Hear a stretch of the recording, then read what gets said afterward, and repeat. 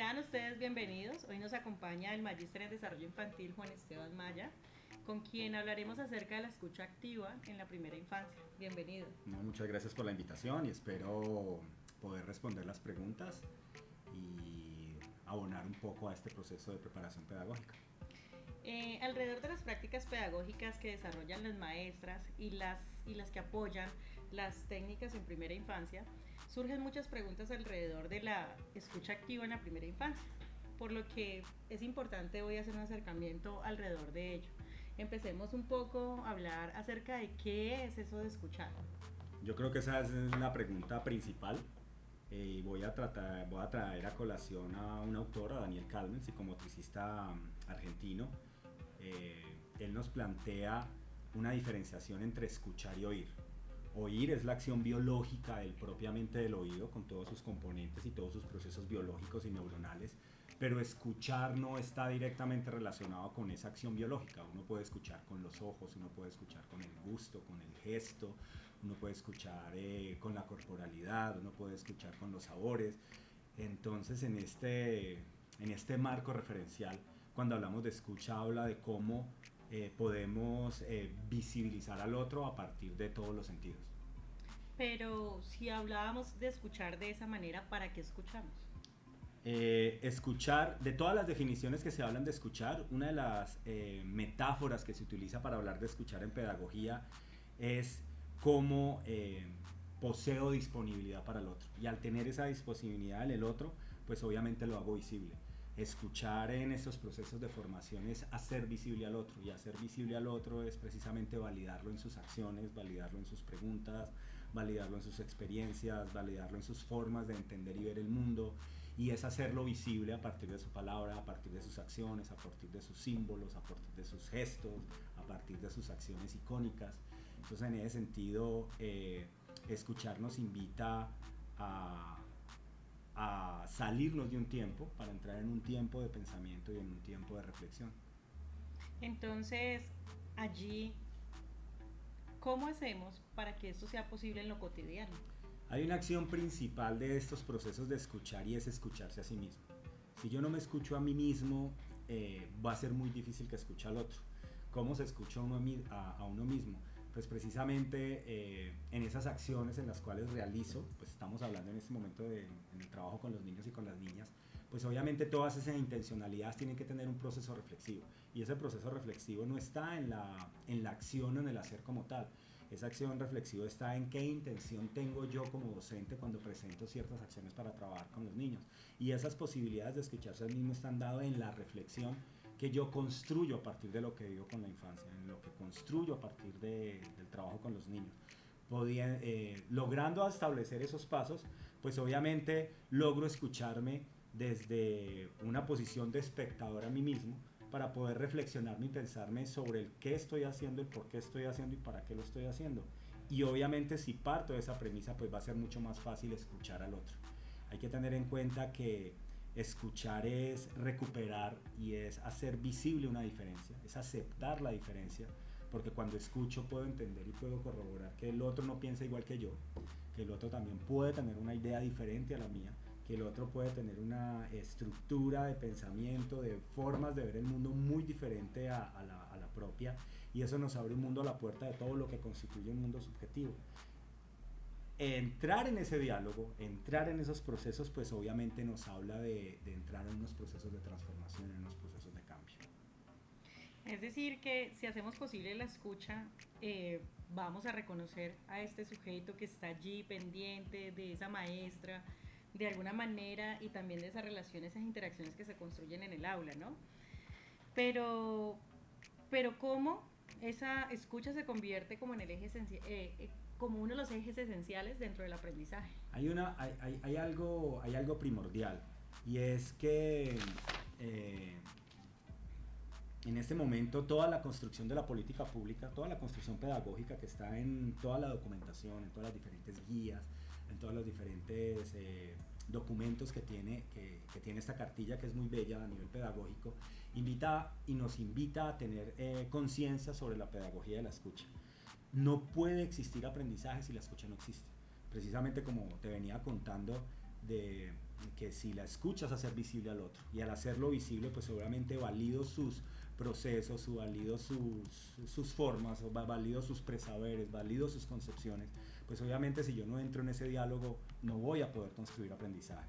Loris Malaguzzi, pedagogo italiano, tiene una metáfora muy bella sobre este proceso de escucha en el trabajo con los niños, y él habla de que necesitamos maestros con orejas más grandes y con bocas más pequeñas.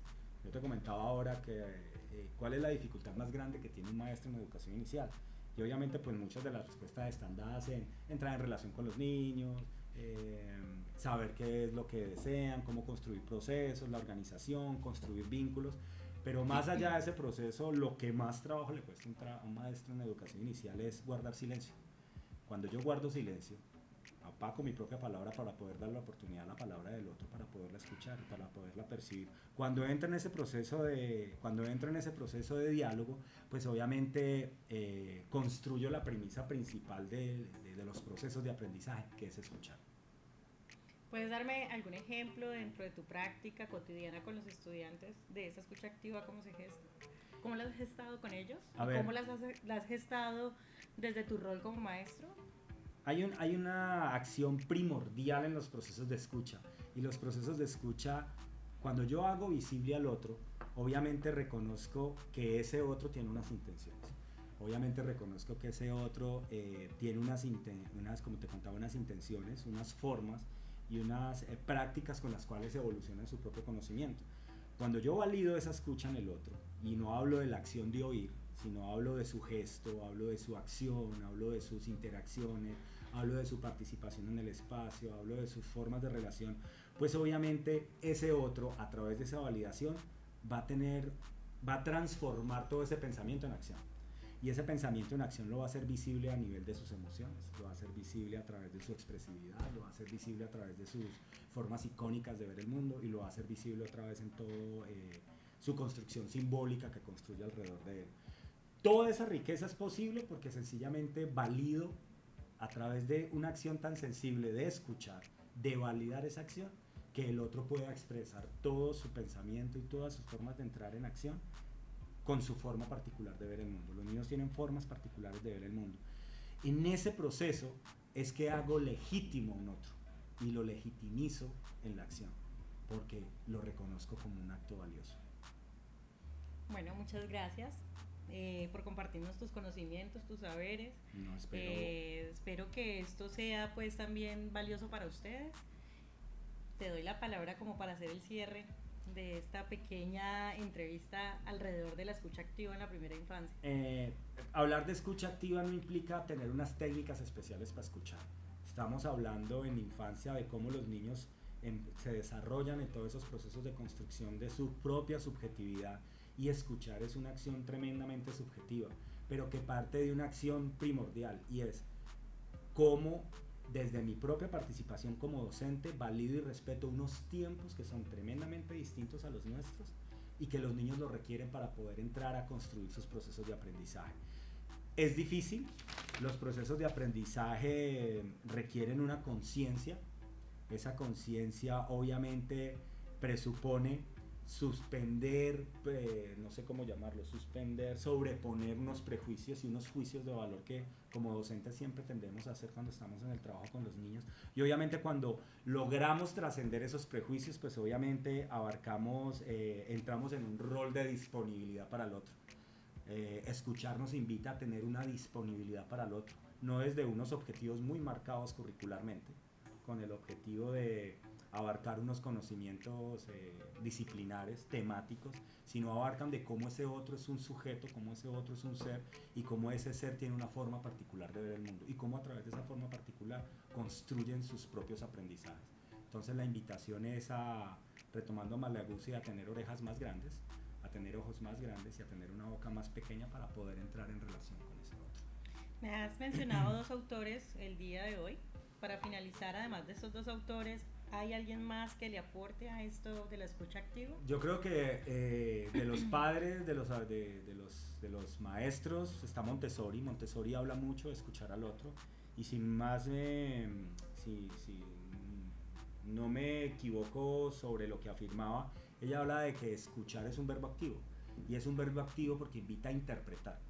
Y esa interpretación está en todo lo que los niños hacen y todo lo que los niños viven en sus cotidianidades.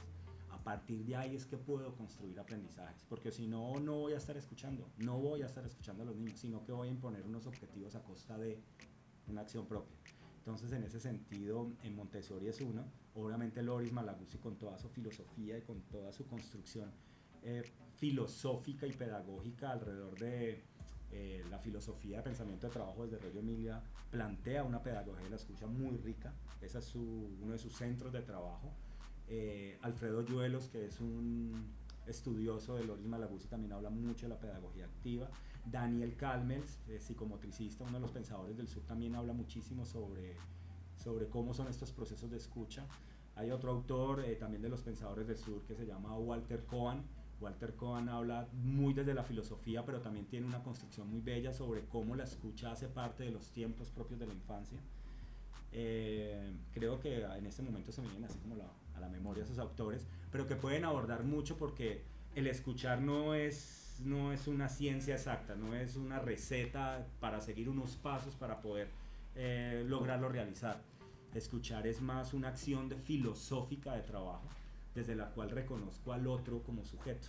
Cuando reconozco al otro de sujeto, obviamente mis procesos de relación van a cambiar. Bueno, yo creo que ya con esto hacemos el cierre. Es importante que ustedes tengan en cuenta que la escucha activa es uno de los ejes primordiales en la participación social del niño, de todo aquello que se construye en el aula, pero también de lo que se gesta en todos estos ambientes socializadores, porque no solamente es la escuela, sino también ese ambiente familia, donde el niño en ocasiones pasa a ser ese sujeto que no se escucha, sino que tiene que hacer lo que en casa se dice. Entonces no se logran transformaciones que en ocasiones son tan importantes, o más bien que son importantes todo el tiempo con el niño.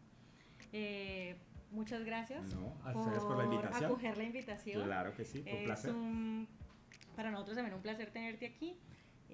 Pues hoy finalizamos con eso. Espero que sea de retroalimentación a su proceso de aprendizaje. Feliz tarde. Hasta luego.